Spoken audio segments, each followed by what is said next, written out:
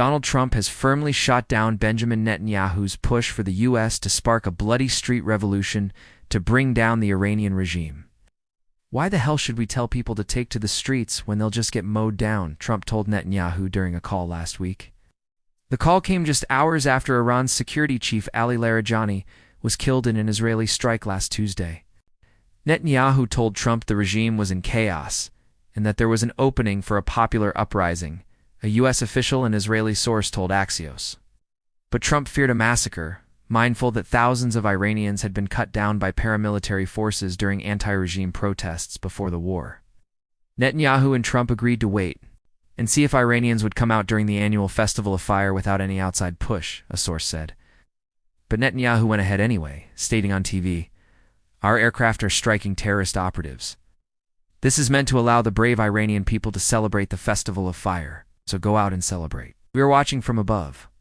The split lays bare a growing divide between the two leaders, with Washington quietly pulling back from Jerusalem on the question of regime change. Despite Trump calling for a popular uprising when the war first began, Netanyahu has since privately gathered his generals and pushed for a 48-hour blitz on Iran's top targets, even as Trump moves to lock in a swift peace deal. Netanyahu brought Israeli commanders together in a bunker deep beneath Tel Aviv on Tuesday.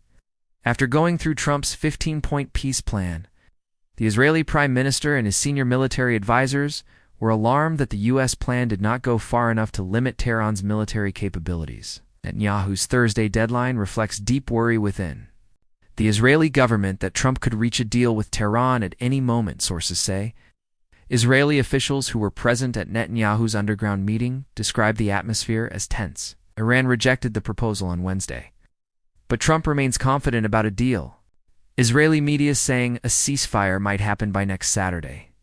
Netanyahu's inner circle is set on reaching three key war goals: wiping out Iran's ballistic missile stockpile, making sure Tehran cannot build a nuclear warhead, and creating conditions inside Iran for civilians to bring down the Islamic regime. "If you do not obtain the three objectives, you will not be able to end the war," said Boaz Bismuth, a member of Netanyahu's party. Trump has not mentioned regime change in his public statements since the opening days of the war. The White House does not include it among its four official objectives: destroy Iran's missiles, Navy-armed proxies, and nuclear capabilities. Pentagon chiefs last night ordered around 2,000 paratroopers from the 82nd Airborne Division to the Middle East, joining some 4,500 Marines already on their way as Trump's peace push shows signs of losing momentum. The president is ready to order a full-scale invasion if Tehran keeps brushing off his diplomatic outreach, according to people close to him. Trump has a hand open for a deal, and the other is a fist waiting to punch you in the face, a Trump aide told Axios.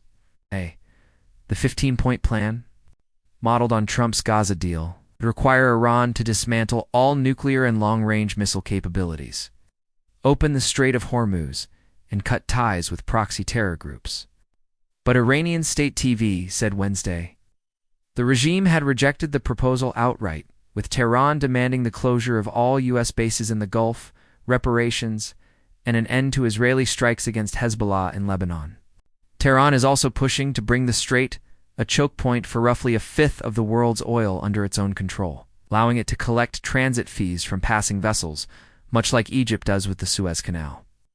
A Trump official called Iran's demands ridiculous and unrealistic, warning that a deal is now harder to reach than before the war started.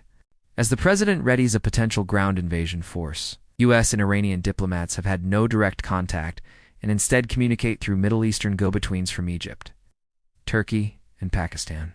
Saudi Arabia has made clear that handing control of the Strait of Hormuz to Iran is completely off the table, with Riyadh urging Trump to stay in the fight. Crown Prince Mohammed bin Salman has repeatedly pushed Trump to finish off the Islamic regime in calls over the past week, including the use of ground forces to seize Iran's energy sites. Iran remains suspicious of Trump's envoys, Jared Kushner and Steve Witkoff, accusing the pair of backstabbing Tehran in talks ahead of the U.S. and Israel's strikes on February 28th. Iranian officials are pushing for Vice President J.D. Vance to lead the U.S. negotiating team, believing he is more sympathetic after privately raising doubts about Operation Epic Fury.